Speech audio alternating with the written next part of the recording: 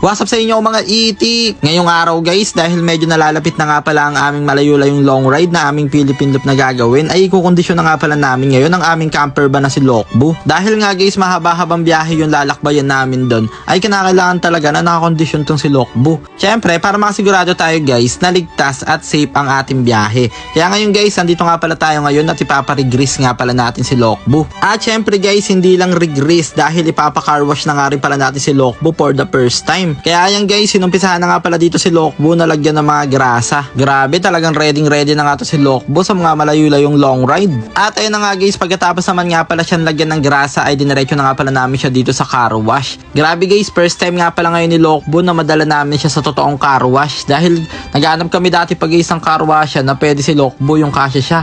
Kaso nga lang wala talaga kami mahanap malapit sa amin. Pero buti na nga lang guys, pagpunta namin dito kanina may nakita kami ditong kina-carwash na truck. Kaya saktong-sakto nagtanong kami, sabi namin kung pwede ba tong i-carwash si Lokbu. At sabi nga nila ay pwede naman nga daw guys. Kaya ayan, pinaka-carwash na nga pala namin siya. Grabe, sobrang quality pa na pagkakalinis dito. Talagang tanggal yung mga libag-libag ni Lokbu. Sa mga hindi nga pala nakakaalam kasi guys, huling linis sa amin dito kay Lokbu or car wash, yun nandun pa kami sa Ilocos Norte noon. Yun bumaba kami sa ilog, doon namin siya hinugasan na parang kalabaw. Ang kaso nga lang guys, syempre hindi naman pwedeng sabunin kapag sa ilog tayo nagka-carwash. Kaya parang naghilamos lang si Lokbu yung ginawa namin doon. Pero ngayon guys, sigdan nyo naman yung pagkakalinis dito. Grabe, sobrang solid.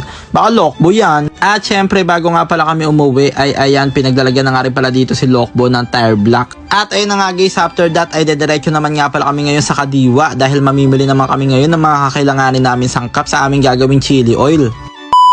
At ayun na nga guys, maya-maya lang nakarating na nga pala kami ngayon dito sa Kadiwa. Bali bibili nga pala kami ngayon ng sili at bawang para sa aming gagawing Team Itik Chili Garlic Oil. Ayun nga pala guys ang aming maliit na small business. At ayun nga pala guys ang ibebenta namin habang naglo-long ride kami sa mga malalapit na lugar. Grabe, may mga ka-itik rin pala tayo dito sa Kadiwa guys. Kaya ayan, pinagbibigyan na nga pala sila ni Baron ng Team Itik Pog sticker. At pagkatapos nga pala namin bumili dito ng bawang ay eto, bibili naman tayo ngayon dito ng mga sili. Ayan guys, ang ganda ng quality ng sili dito nila ate. Talagang fresh na fresh, talagang nagkikintaban, parang bagong bapping.